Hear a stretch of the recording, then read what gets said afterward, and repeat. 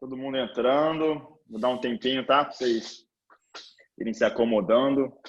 Nosso primeiro dia útil do mês de maio aí. Maio que é um mês traumatizante, vai. A gente tem os traumas de maio. Depois de fevereiro, todo mês é maio. É verdade. Galera, vocês estão escutando no áudio. Dá um ok no chat aí, tá? Usem bastante o chat hoje para fazer perguntas, tá? Beleza, obrigado, Cleiton, obrigado, Renata, obrigado, Samir, Ronaldo, bom dia, gente. Primeiramente, agradecer aí a vocês que estão sempre com a gente. Breno, a gente já passou de 30 lives aí. Então, Ah, é? essa, com Legal. certeza, essa com certeza tem um gostinho especial, tá? Para quem está vindo pela primeira vez, muito prazer, tá? Meu nome é Bruno Ora, eu sou um lá dos cofundadores da Investmart. A gente é um escritório de assessoria vinculado à XP. E a nossa forma de reaproximar dos clientes, dos investidores, dos nossos assessores aí que estão espalhados pelo Brasil, foi criar essa rotina de estar trazendo para vocês pessoas do mercado, pessoas das assets que a gente tem mais proximidade, que tem mais alocação. Hoje, com certeza, é um dia especial, tá? Então, aproveitem bastante, tá? Eu estou de olho aqui no chat para quando vocês quiserem fazer perguntas, tá? Fiquem à vontade. A gente tem aí uma hora inteira aí para explorar. E não posso deixar de agradecer o nosso convidado de honra de hoje. Breda, a gente se falou em janeiro, muito rápido lá no nosso evento. Queria agradecer, inclusive, a palestra que você deu lá. Evento gigante. Foi muito bom, foi Muito bem bom. enriquecedor. Hoje a gente fala de novo. Queria agradecer, que eu sei que é difícil sair um pouco do mercado. Eu vou falar um pouquinho sobre isso lá durante o nosso papo. Você está aqui num dia conturbado, como é o dia de hoje, tá? Mas a primeira coisa que eu queria fazer, além de agradecer sua presença aqui, em nome da Investmart, todo mundo está assistindo, já está com mais de beirando 200 pessoas aqui. Muita gente já conhece o Breda, porque pelo tamanho, pela proporção que a Alaska se tornou no mercado financeiro e como você é ativo nas redes sociais, etc. Mas eu fico com a impressão que pouca gente conhece a história do Breda. Muita gente conhece o Breda, gestor do Alaska, ali na ponta, na tela, um dos maiores fundos de ações do Brasil. Você podia falar um pouquinho da sua história, e, obviamente vai misturar com a história do Alaska e dos seus sócios, para o pessoal conhecer o background do Breda até os dias de hoje, que já é o Breda que todo mundo conhece? Uhum. Bom, primeiro, obrigado aí a abertura que vocês sempre nos dão. O trabalho que vocês fazem, vocês acham que é de investimento, mas eu acho que é muito mais de educação financeira do que investimento. Se não tiver educação financeira, não vai investir direito, né? Então, e o jeito de se fazer isso é conversando, mostrando, montando material, mostrando o passado, fazendo paralelos. E antes de falar um pouquinho de onde eu venho, eu estava conversando muito esses dias com pessoas, investidores, pessoal mais antigo, quem investe na bolsa, quem não investe na bolsa, e me ocorreu um negócio muito curioso, né? Se você pergunta para uma pessoa o seguinte, para ela, fala assim, ó, e aí, né? O que você fez com a sua vida aí? Juntou dinheiro, juntou patrimônio? O que você tem hoje? A pessoa fala o seguinte, olha, eu tenho duas fazendas no Mato Grosso, né? Uma eu planto soja e milho, a outra eu crio gado. Esse é o meu patrimônio. Duas fazendas, 15 mil hectares. Ah, legal. Aí você pergunta para uma outra pessoa, e aí, o que você tem? O que você juntou? Ah, cara, eu tenho 30 imóveis na cidade de São Paulo. Alguns são galpões logísticos, outros são lajes comerciais. Ah, legal. Pô, 30 imóveis. Quantos metros quadrados tem? Ah, tem mais ou menos uns 7.000 metros quadrados alugado. Ah, esse é o meu patrimônio. Aí você pergunta para uma pessoa, e aí, qual que é o seu patrimônio? Ah, eu tenho 2 milhões de reais num fundo de ação. É muito curioso. É muito curioso como as pessoas falam sobre o patrimônio. Quando não tem preço todo dia, a pessoa fala o ativo que ela tem. A fazenda, a empresa, a franquia, a laje corporativa, porque ela tem uma ideia do quanto vale, mas ela não tem a cotação diária. Então ela fala o ativo. Se você perguntar para o cara que tem a fazenda, fala assim, tá, mas e aí, quanto que vale isso daí? Ah, isso aí vale mais ou menos uns 15 mil reais o hectare, aí você faz a conta quanto dá, mais ou menos, não sei quanto que é 15 mil hectares. E aí, o cara que tem aplicação no fundo de ações, ele sabe cotação dos ativos dele, quanto que é o dinheiro no dia e antes de ontem. E está ansioso para saber quanto que vai ser o dinheiro do mês que vem. Mas ele não sabe quais são os ativos que ele tem. Então, isso muda totalmente o comportamento da pessoa com relação aos investimentos dela. Um está olhando os ativos e acumulando ativo, o outro está vendo a cotação diária, né? É o preço, depende do humor do mercado e tal. Mas como que eu vim cair nesse negócio de investimento? Eu venho de uma família de agricultor, né? Não era latifundiário, não, era agricultor, Era. era um sítiozinho de 20 hectares, só, né? 20 mil. E aí, meus avós gado leiteiro, meu pai agricultor, foi para no final da vida, né, ativa, foi mais tomate e batata, mas já plantou de tudo. Já brinquei em roça de algodão, de feijão, vivi em cima de caminhão, trator. Com 5 anos de idade já estava dirigindo Massey Ferguson, era assim. E aí, eu sempre escutei do meu pai variação de preço, porque ele falava do preço da caixa do tomate, caiu tanto, subiu tanto, e aquela variação de preço mexia com a minha cabeça quando eu era criança. E depois que você vai crescendo um pouquinho mais, eu ficava vendo o Jornal Nacional, e depois lá dos gols da rodada do Brasileirão, mostrava o que acontecia com a Bolsa. Ah, subiu 2,78%, caiu 3%, e aquilo eu fazia paralelo com as coisas que meu pai falava da caixa do tomate. Eu fiquei com aquilo na cabeça. Quando fui chegando na época do colegial, você começa a ter que pensar o que você vai fazer da vida, eu já tinha desistido de ser astrônomo, né? Que eu queria, eu gostava muito do Carl Sagan, Stephen William Hawking, gostava de física, mas no Brasil acho que eu vou morrer de fome se eu virar astrônomo. E aí eu li uma Veja de 1996, quando eu li a Veja, né? Veja era boa pra caramba. E aí na capa estava escrito Os Feras. E era um pessoal que trabalhava em mercado financeiro. Naquela época ainda era muito ativo o Garantia, aqueles, né, os bancos cariocas, o pessoal de ponta, né, que deu origem a um monte de o BTG e tal. E ali estava falando que esses caras que trabalhavam no mercado financeiro e que ganhavam muito dinheiro e tal, era um pessoal que tinha muita formação em exatas, matemática, física, engenharia. Aí eu falei, pronto, beleza. Isso aqui, exatas, eu gosto da escola, eu gosto da escola, e parece que esse negócio aqui de variação de preço, mercado financeiro, dá para dar dinheiro.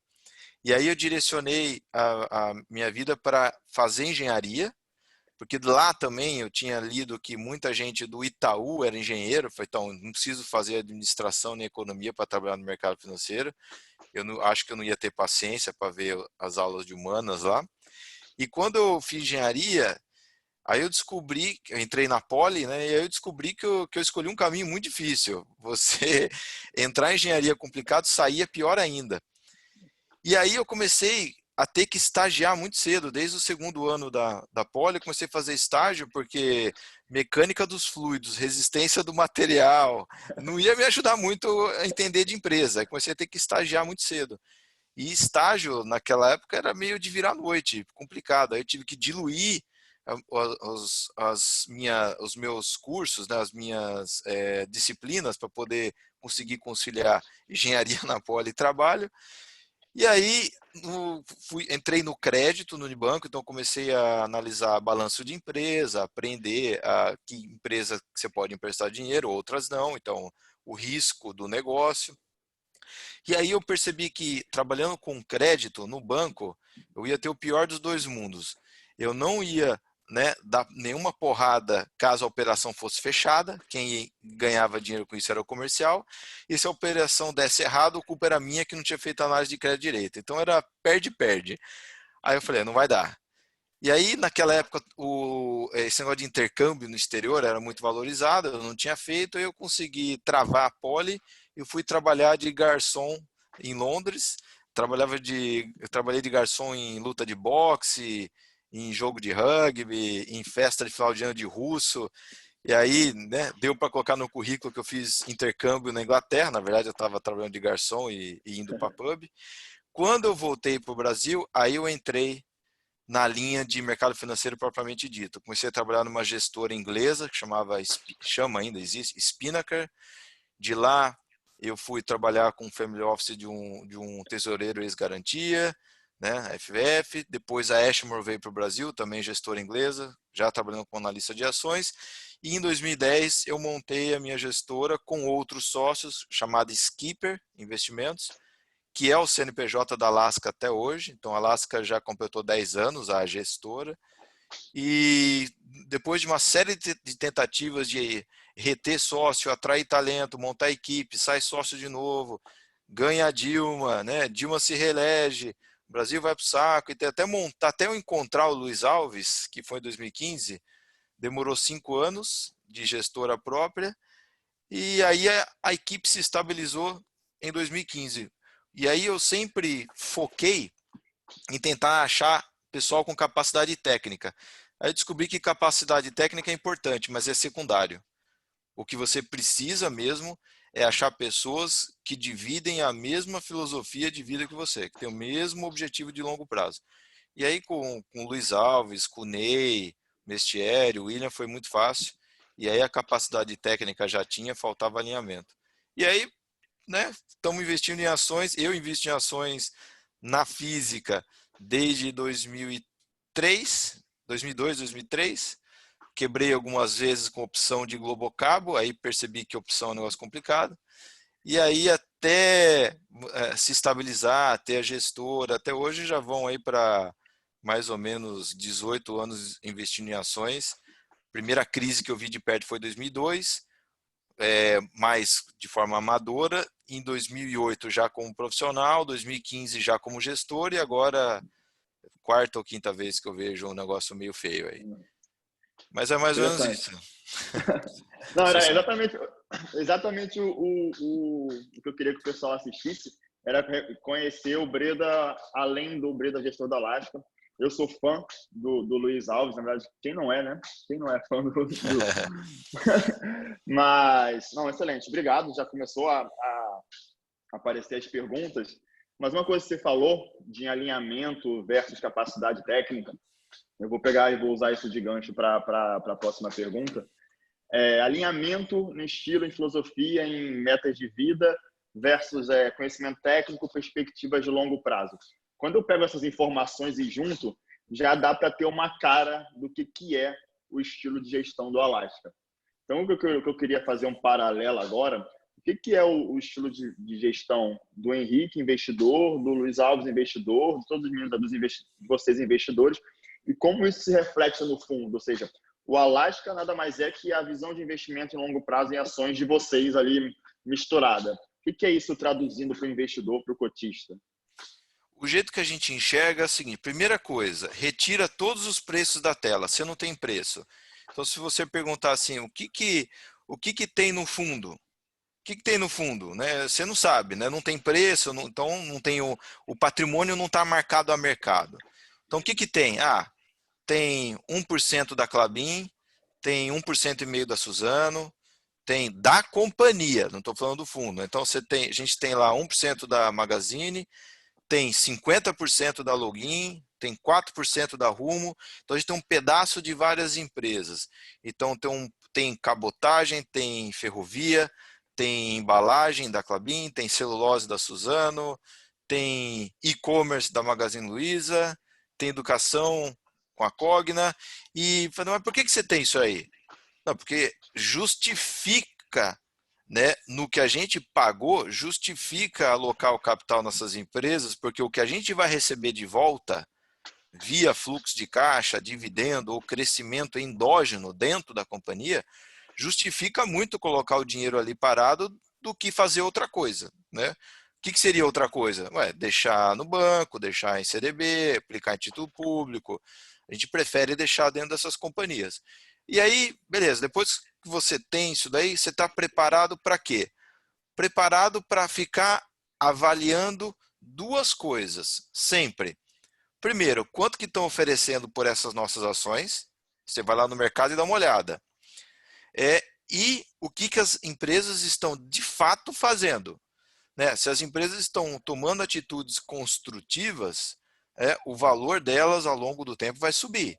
Né? Porque elas geram caixa, pegam o dinheiro, aloca num negócio bacana, compra uma máquina boa, expande uma fábrica.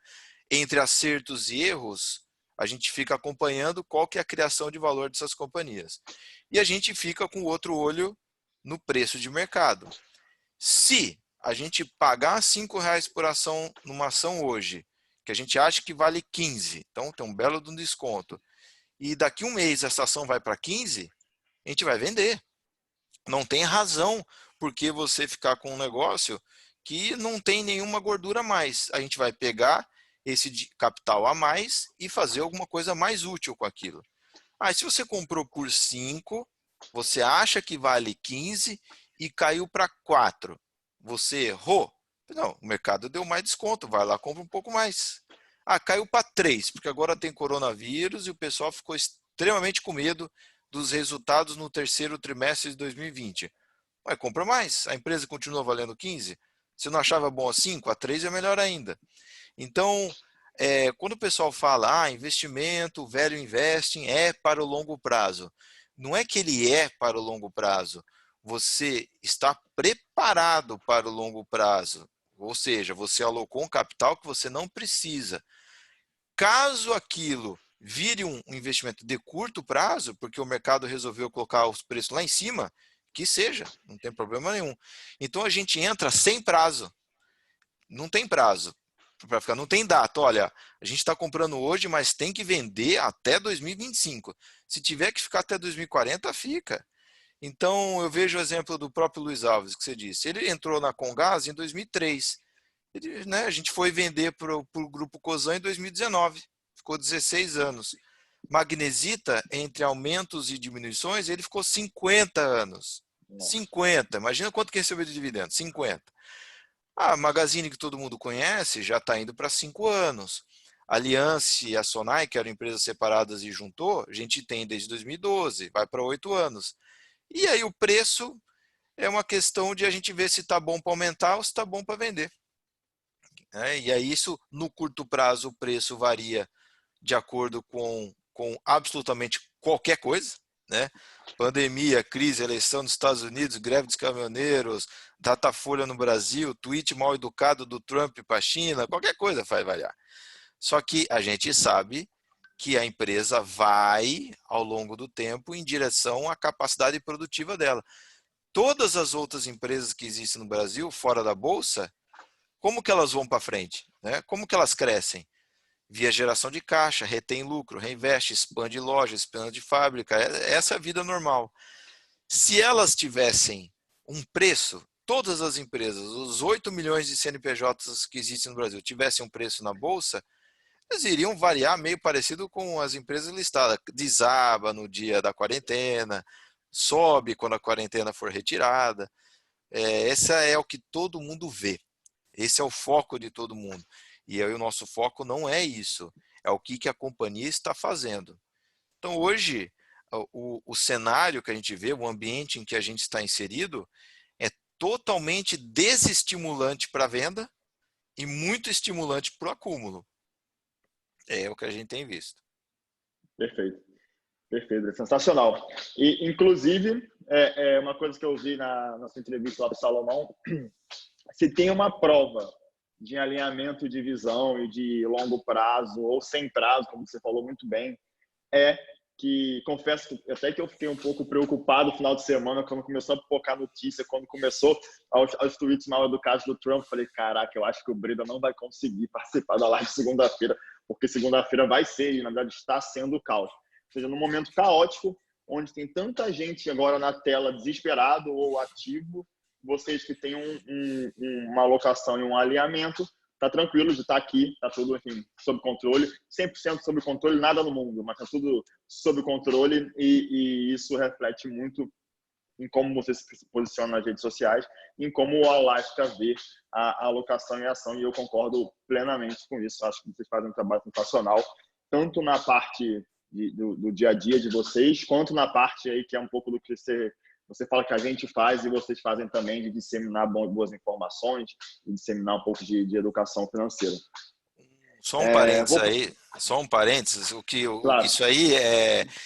Isso vem muito de uma percepção comum, o que as pessoas têm, é que o mercado financeiro é aqueles caras com telefone, assim, operando, compra, vende, tal, tá, né?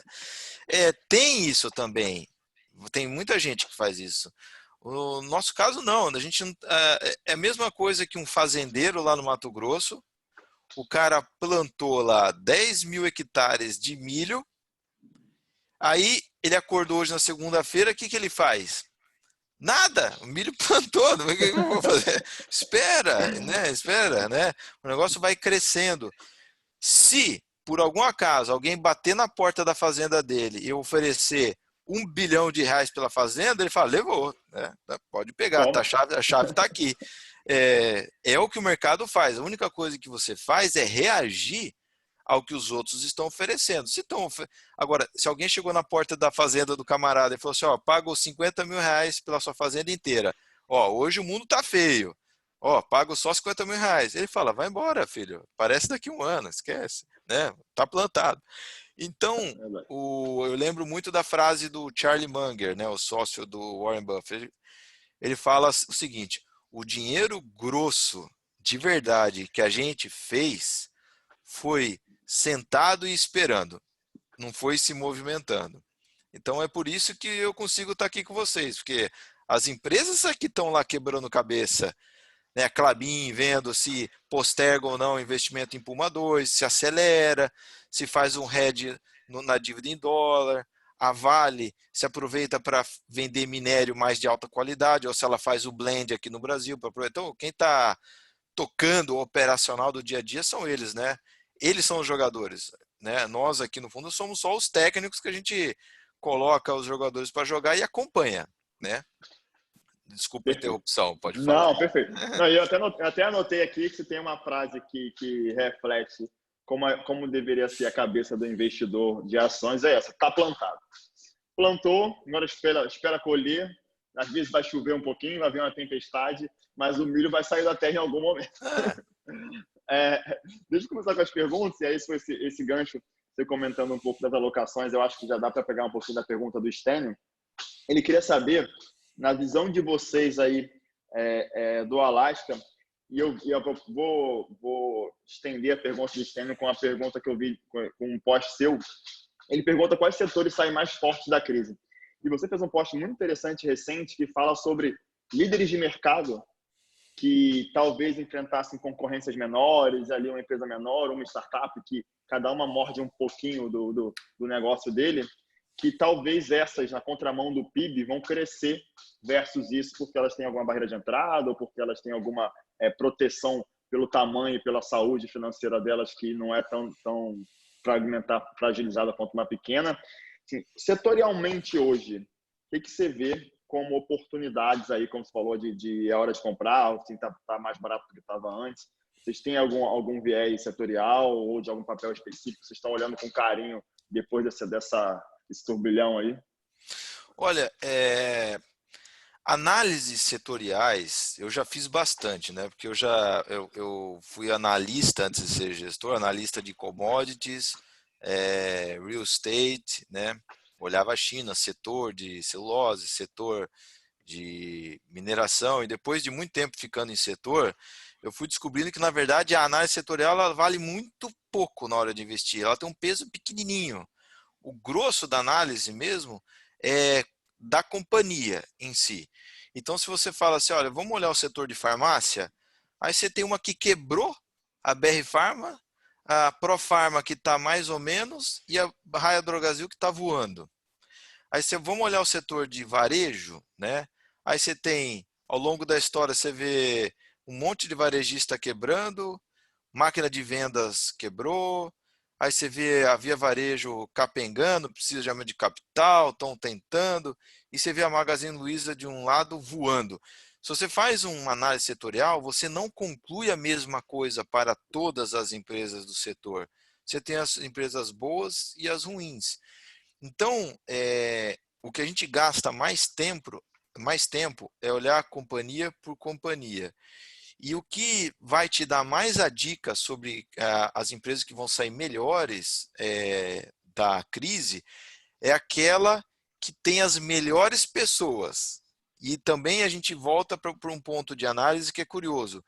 As pessoas assim, quando vão analisar uma empresa, então elas falam sobre o ROI da empresa, né, o retorno sobre o patrimônio, olham a margem bruta, a margem líquida, elas olham um múltiplo da empresa, ó, tá 10 vezes lucro.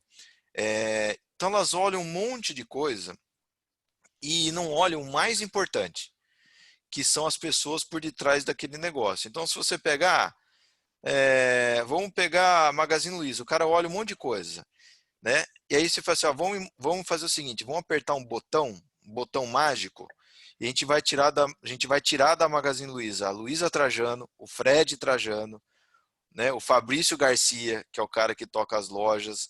Vamos tirar o André Fatala, né? Que é o que toca o Luiz Alebios. Vamos tirar as 100 principais pessoas da empresa e vamos colocar 100 pessoas aleatórias. A gente pega na rua umas pessoas e bota lá.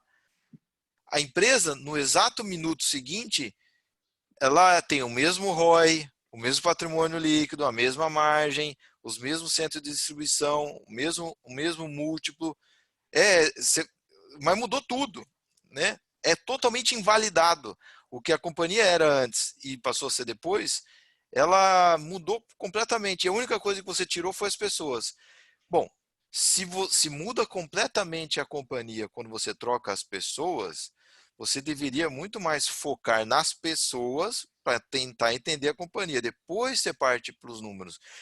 Então, quando a gente olha quem vai ser mais beneficiado nessa crise, são aquelas empresas mais bem geridas, mais bem tocadas. Normalmente, e aí você dá para cortar caminho, normalmente são as líderes setoriais. Elas não são líderes à toa. Então, assim, quando a gente olha o setor de vestuário hoje em dia, né, varejo de roupa tal, está sendo extremamente afetado. Lojas estão fechadas, não estão vendendo, poucas estão preparadas para o e-commerce. A mais preparada é a Netshoes, mas já foi comprada. Então, quando a gente voltar à vida normal, sabe-se lá quantas companhias vão ter fechado, né? Vão ter ficado pelo meio do caminho, quebrou, recuperação judicial, falência, está devendo para o banco.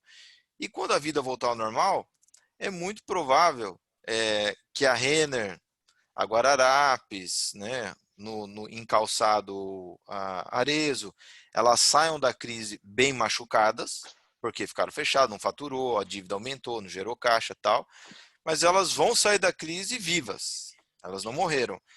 E quando elas começarem a respirar novamente, elas vão encontrar um mercado muito menos competitivo. Vai ter menos concorrência, vai ter menos pressão na margem, vai ser ruim no curto prazo, porque o consumidor está machucado, está desempregado e tal. Mas 3, 4, 5 anos depois da crise, o cenário competitivo com certeza vai ser mais ameno, vai ser mais tranquilo, vai ser mais fraco, porque a crise causa uma mortalidade muito grande. Assim, a gente está, para não fugir da pergunta de setor, a gente está um pouco com viés de procurar empresas que dependam exclusivamente do mercado doméstico brasileiro, porque ele tem muito espaço para melhorar. A gente entrou na crise já machucado, com desemprego alto, né, com ociosidade alta, a taxa de desemprego muito alta no Brasil. Então, isso tudo mostra que existe uma capacidade de crescimento muito grande pela frente, muito grande, enorme. Um monte de gente está fora do mercado de trabalho, né?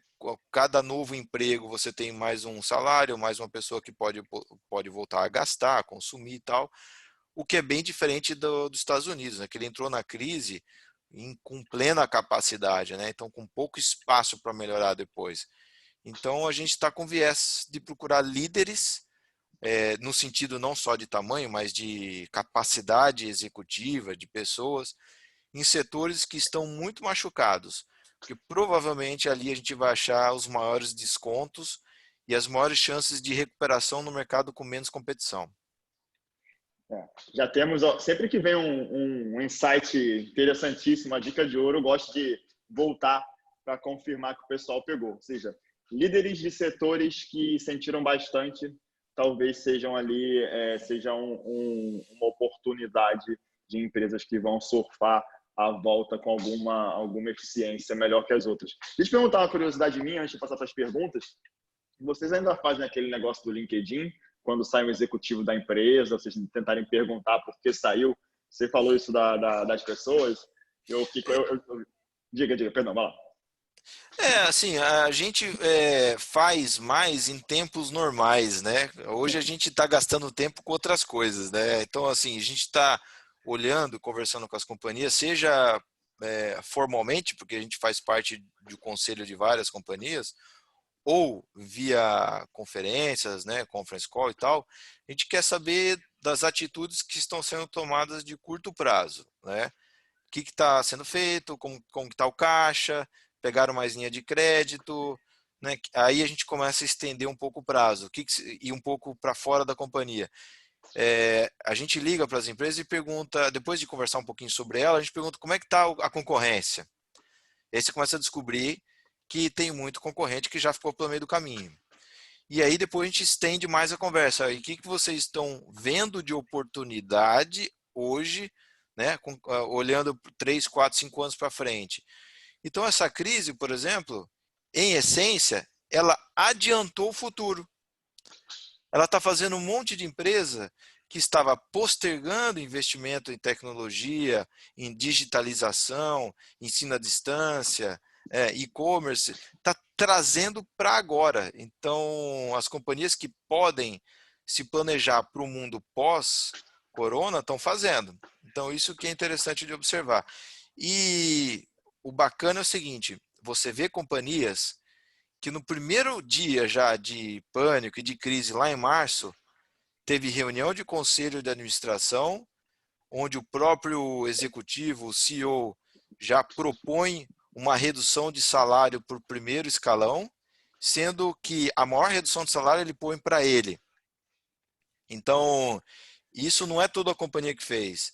Eu posso citar algumas. A gente viu isso na Marco Polo, a gente viu isso na Cogna, onde a primeira atitude dos executivos foi de redução do próprio salário.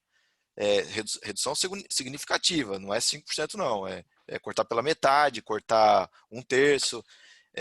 São pequenas contribuições e sinalizações que os executivos dão para o resto da companhia. E você vê que esse esforço é o que mantém a base dos funcionários trabalhando. Tem companhia que fez isso.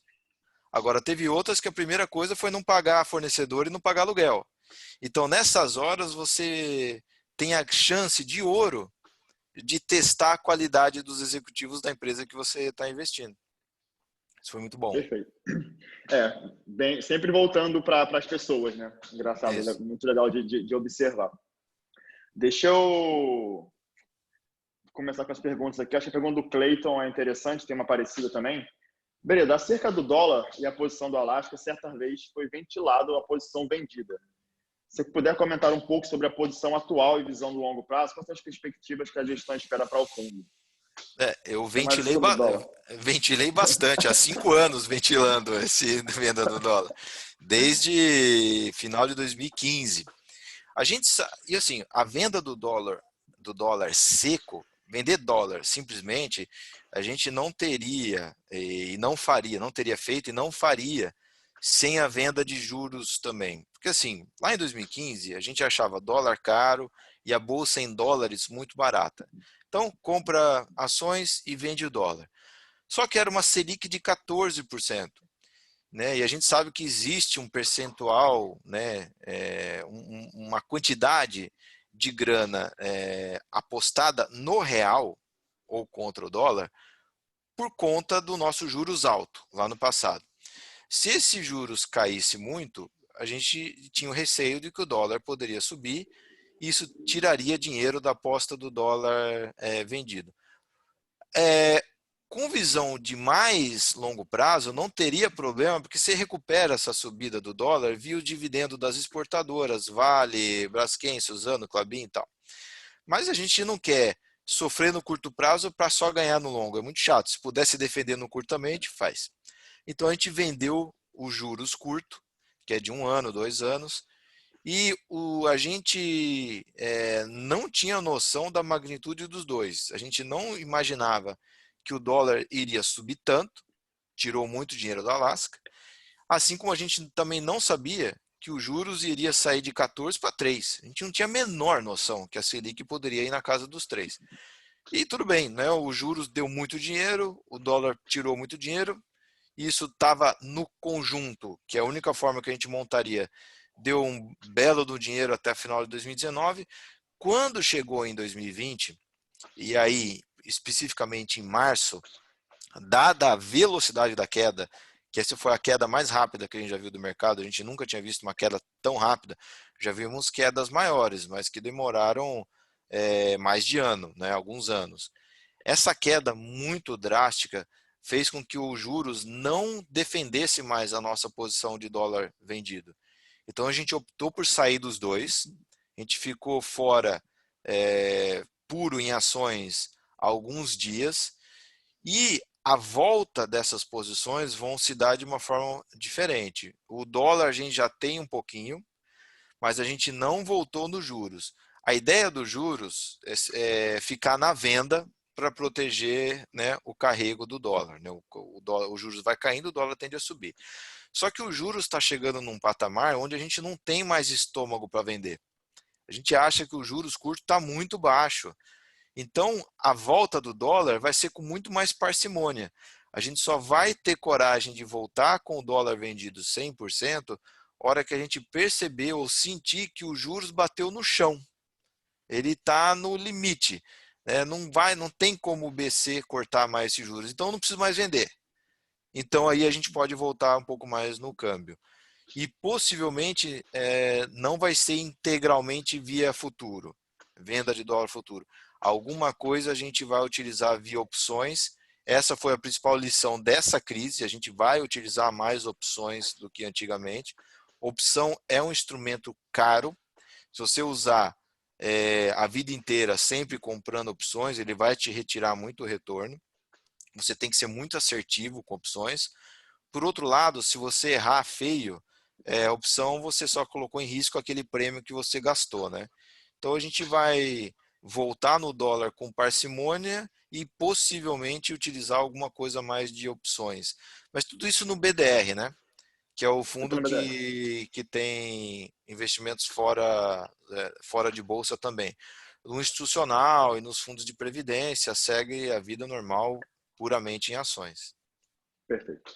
Acho que já tinha uma pergunta também do Fernando que falava um pouco de que você tinha mencionado isso em uma outra live, que ia começar a usar opções como proteção. E aí eu tinha uma pergunta que era qual foi a maior lição que essa crise te deu? Já entendi a lição da tela.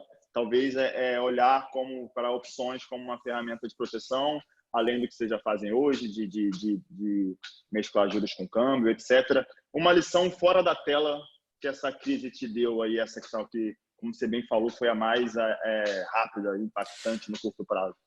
Só para completar, a opção não é só para proteção, é para ataque também. É para você apostar no mercado de alta. Só que caso você esteja errado, ele te custa menos, porque você só coloca em risco um percentual do patrimônio e tal. Olha, a lição fora de mercado, que não tem nada a ver com fundo, você quer dizer?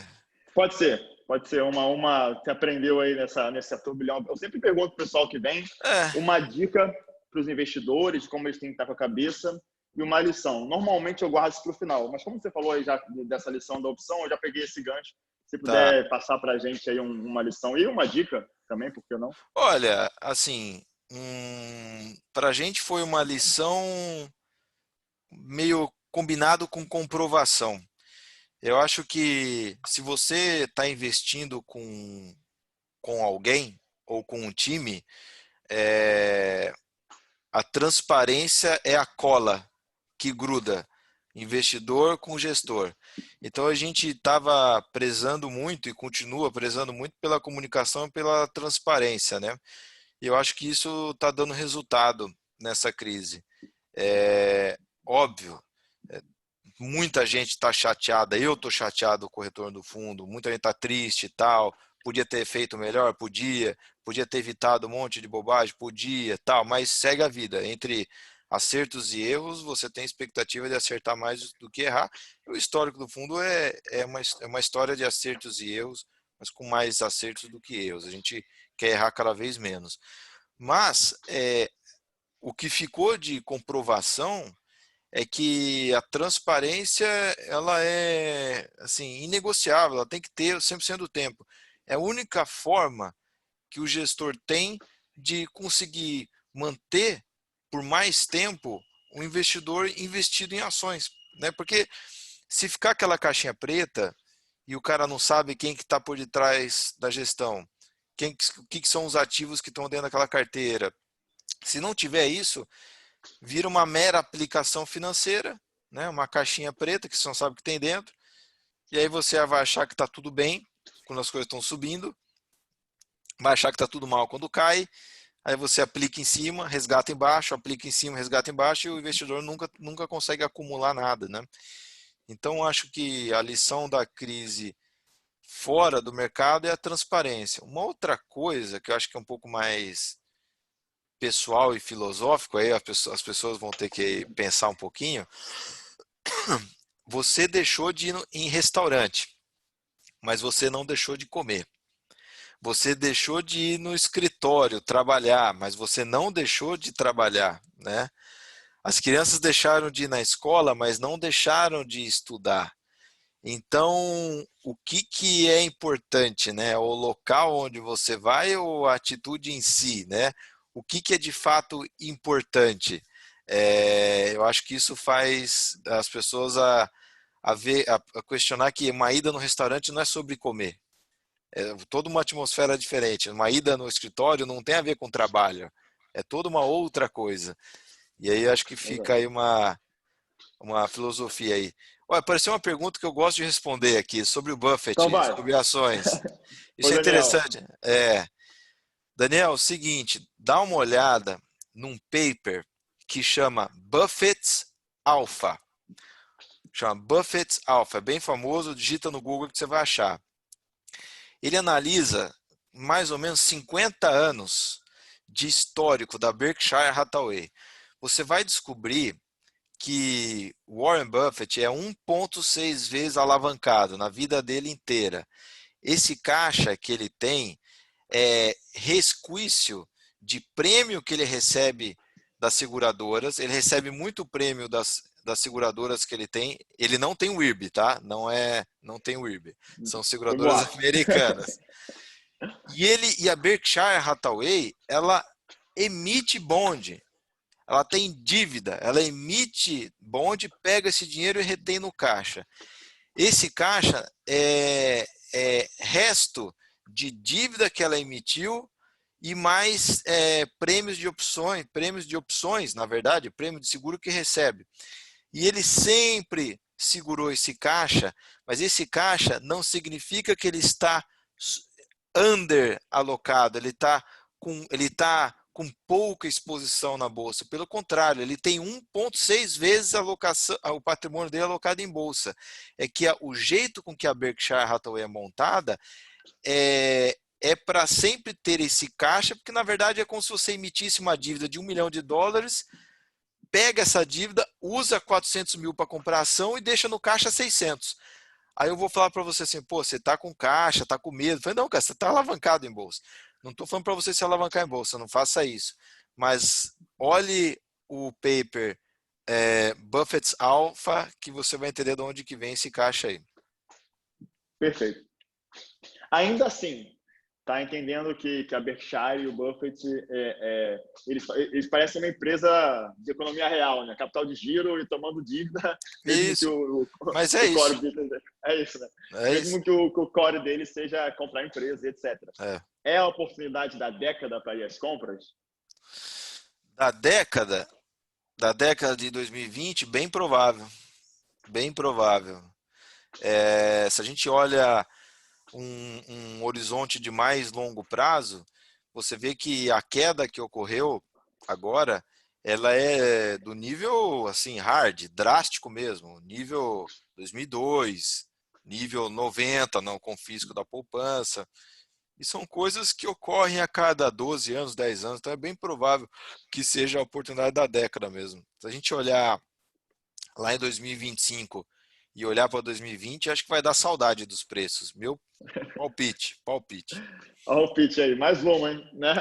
Então, deixa eu pegar esse gancho do preço, aqui que a gente comentou um pouco sobre isso. E tem muita pergunta sobre preço não importa, olhar a empresa importa. Na sua cabeça, qual é a sua relação com o preço de ações? Sei que a gente já falou um pouquinho, mas só para cobrir ali o restante desse universo, para matar umas 2 ou 3 perguntas aqui já. Ó, eu entendo da onde vem a lógica sobre preço não importa, né? O preço não importa, supondo que o preço na bolsa está mais ou menos ok, né? Não está infinito, e supondo que aquela empresa que ele está comprando, ela continua criando valor ao longo dos anos. Se a empresa continua criando valor ao longo dos anos e se o preço não está ridículo hoje, você pode afirmar que o preço não importa. Mas olha só, não importa porque o preço não está fora de parâmetro e não importa porque a empresa está gerando caixa, pagando dividendos, você está comprando ao longo do tempo. Então, existem algumas pré-condições importantes. A pessoa tem que acompanhar o negócio, tem que ver se não está ridículo o preço. Então, se a pessoa ficar ao longo da vida inteira comprando Renner, comprando VEG, comprando Ambev, deu muito pouco errado. Aliás, deu certo pra caramba. Mas olha, estou olhando para o retrovisor e estou fazendo escolhas super boas, né? Agora, dá para fazer mais do que isso. Dá para fazer mais do que isso. Se você comprar empresas que estão extremamente subavaliadas, por alguma razão, algum problema de curto prazo, e você sair delas e vendê-las, quando aquilo fica extremamente caro, você recicla o capital para investir em outras que estão subavaliadas também em algum outro momento, isso dá um retorno bem maior. Você está pegando não só a criação de valor daquela companhia, como você está se aproveitando também de um desconto enorme que depois converge para um valor um pouco mais ok. Então, assim, o preço não importa, seguindo algumas pré-condições muito importantes, né? Se você fica comprando OGX a vida inteira, comprando, você vai até perder tudo. Então, pô, o preço era importante. Você não podia pagar um preço é, pagar um preço por um ativo que não valia, né? Você está comprando fumaça. Então, tem que fazer um certo adendo aí. O preço não importou para aquelas companhias que deram tudo certo, né? Verdade. Outra coisa que você falou, preço? Qual outra coisa que você falou? Foi preço. Não, mas foi só essa correlação preço e a forma que você lida. Ficou 100% respondida quando você fala que existem umas condições ali da empresa e do próprio preço que você não precisa dar tanta relevância, mas tem que colocar na conta, você não pode simplesmente fechar o olho e apertar o botão. Tá. Acho que essa foi a dica. Muitas perguntas aqui sobre política. Mas eu vou fazer essas perguntas de política com um gancho numa que eu tinha preparado. O quão vocês enxergam, até onde vocês olham e onde isso impacta essa turbulência política dentro e fora do Brasil no processo de alocação, e se de fevereiro, março para cá, mudou alguma coisa na forma que vocês escolhem uma empresa para o portfólio? Olha, a questão política ela pode interferir na forma com que a gente investe, nas companhias que a gente escolhe? Pode, pode. Né? Então, assim, na época do governo Dilma, a gente não investia em nenhuma estatal. A gente não queria ser sócio de jeito nenhum daquele governo. Então, o governo estava utilizando a Petrobras para fazer política, era uma ferramenta do Banco Central, quase, né? Então, baixava a preço da gasolina para não pressionar a inflação. Então, estava usando a Petrobras para fazer política monetária. Você não quer ser sócio de um controlador que faz esse tipo de coisa. Depois, quando entrou o Temer, a gente deu um tempo, esperou, viu se as coisas voltaram para o normal, aí a gente voltou a investir em estatal na Petrobras. Então, política interfere na escolha de empresas. Outra coisa que política tem uma capacidade muito grande de interferir é no preço, né? Um governo muito ruim faz o preço cair, um governo muito bom faz o preço aumentar. Ah, mas e o valor da companhia, o valor justo da companhia? Muda pouco. Muda principalmente pela taxa de juros do país, né? A taxa de juros de longo prazo. Um governo muito ruim, péssimo, faz o risco Brasil subir, faz a taxa de longo prazo subir, isso encarece o custo de capital, o fluxo de caixa, né, trazido a valor presente vale menos, o valor da companhia vale menos. Mas a geração de caixa da empresa não necessariamente melhora ou piora, tem que olhar com calma. E tem que olhar empresa por empresa. Empresa exportadora ganha com o dólar subindo, empresa que está muito diversificada, está aqui inserida no mercado doméstico, tem alguns setores que tem pouca interferência política. Então, se você olhar o shopping Guatemi da Avenida Faria Lima de São Paulo, tem quase 60 anos o shopping. É um lugar irreplicável, né? Sempre foi adicionando uma área bruta locável ao longo do tempo, é um verdadeiro puxadinho aquilo, sempre foi se adaptando, trazendo novas lojas e tal.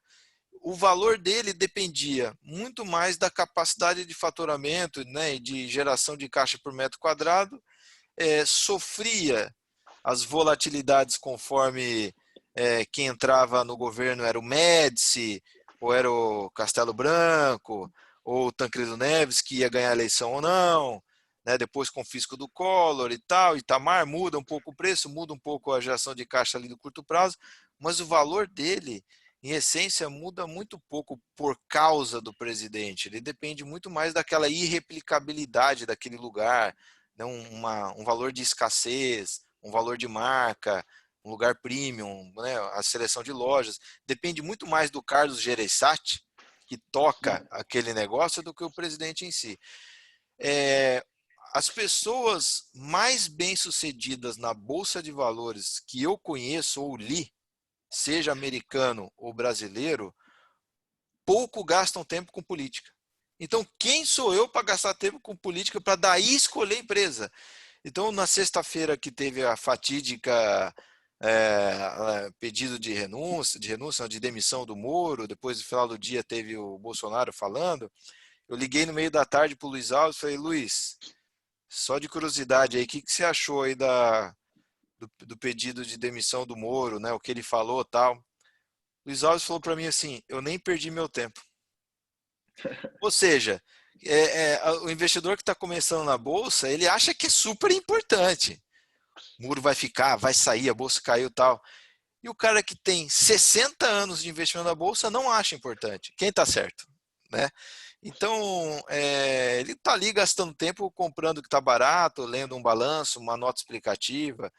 Então, assim, infelizmente, a disponibilidade enorme de informação, né, sites, mídias, rede social, canal de TV, tal, né, e uma disponibilidade, uma frequência de notícia muito grande, ela se alimenta muito de notícia política, né?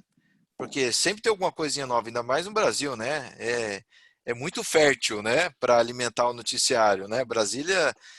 Então, aquilo é jogado na sua cara igual um letreiro luminoso o tempo todo e você acha que aquilo é importante. É, mas aí eu lembro dos velhinhos americanos falando o seguinte, olha, investir em empresas deveria ser tão excitante quanto você assistir grama no jardim crescer. Se tá mais excitante do que ver grama no jardim crescer ou tinta num quadro secar, você está fazendo errado.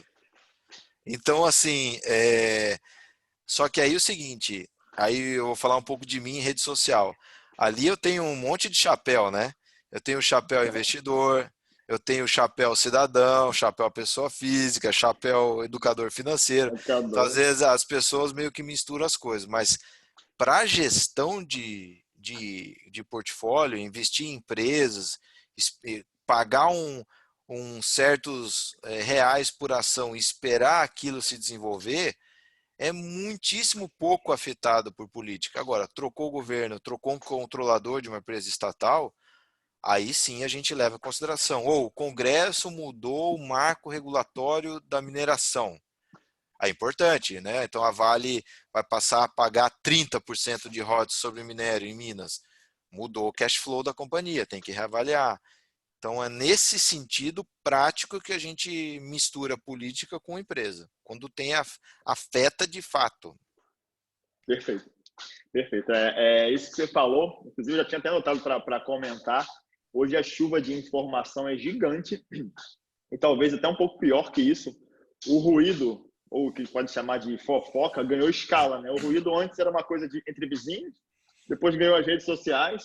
Agora você consegue achar ruído até na imprensa, nas grandes mídias, em veículos que têm muita credibilidade. Então, além de ter muita informação, você não sabe muito bem qual você tem que absorver ou não. Você acaba absorvendo tudo, ou então é melhor às vezes nem absorver. É complicado. O Brasil é um reality show, realmente, hoje em dia, que tudo acontece lá. Tá? Uma frase que eu falo, você falou isso da grama, eu falo que bons investimentos são chatos. Exato. Se tiver um discurso mirabolante ou uma promessa de retorno mirabolante, se o negócio está muito emocionante, é bom você ficar com a pulga atrás da orelha. Normalmente é para ser chato. Tá? É legal. Mas vou para mais uma pergunta que eu acho que é importante. Como é que vocês estão de caixa hoje dentro do Alasca, do Eagle? Então, assim, os fundos de investimento em ações puros, eles não ficaram com caixa em nenhum momento. Em 2017, 18, 19, nem em 20, nada. Por quê? Porque a quantidade de possibilidades que a gente tem para alocar o capital são enormes. O caixa para a gente, ele é resto. Não achei nada. Fui no mercado, entrei lá no Pão de Açúcar, não tem nada bom para comprar. Então eu volto com caixa para casa, deixo o caixa parado. Como está tendo muita oportunidade, não tem caixa, está sempre alocado em ativos. No caso do Alaska Black BDR, ele tem caixa por construção. Porque o que a gente faz? Um pedaço do fundo, mais ou menos uns 20% do fundo, eles estão comprados em ações, mas via opções. A gente sempre fez isso. Então está exposto 100% em ações, não passa de 100%. Mas como tem um pedaço que é via opções, a gente sempre fica lá com 15, 20 e poucos por cento em caixa. Meio que como sempre tem algum derivativo, alguma coisa, ou a possibilidade de comprar alguma opção muito rápida, a gente deixa dinheiro vivo para usar como oportunidade. Mas a alocação em ativos está 100%. Quando que vai começar a ter caixa? Quando a gente começar a achar as coisas muito caras. Você vai, olha a Vale, não dá. Olha a Petro, não dá. Olha a Klabin, dá para comprar só um pouquinho. Olha, né, Arezzo, não dá. Olha a Renner, compra só um pouco. Aí você vê, sobrou 25% de caixa, deu para comprar só 75% do patrimônio. Aí você vai falar assim, pô, mas por que você está com caixa? Está com medo do mercado cair? Eu falo assim, não é medo, é efeito colateral de não ter possibilidade de alocação. Normalmente, quando o mercado fica extremamente caro não é os 120 mil pontos, é outro nível de precificação, tipo 2008, 44 mil pontos em dólares, hoje a gente está 13 mil. Quando você chega naqueles níveis, quem faz análise fundamentalista, análise de balanço e vê possibilidade de crescimento e tal, fica muito chateado, porque você olha assim e as coisas estão muito caras, aí você fica com caixa. E aí, né, normalmente depois de períodos de o extremo otimismo, extrema alocação, negligência de risco, você tem crises, é normal. E aí, o efeito colateral de não escolha de ativos, que é ter caixa, aí você acaba utilizando o caixa na crise que se sucede depois de bolhas de preço, né? Que não tem nada a ver com a corona agora, isso foi outra coisa. Perfeito, não, perfeito. Então, o caixa ou é um motivo pela exposição em derivativos, ou pode ter sido em algum momento as empresas estão fora do target, mas já estão num preço que não justifica entrar naquele momento. Exato. Perfeito, explicadíssimo. Beleza, a gente vai chegar. Eu vou pedir para você mandar uma mensagem para o cotista do Alasca. A gente está beirando quase 400 pessoas entre Zoom e YouTube. Mas antes, queria agradecer. Tá? Essa hora foi sensacional.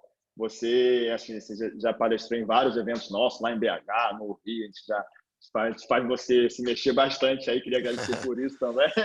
Tá?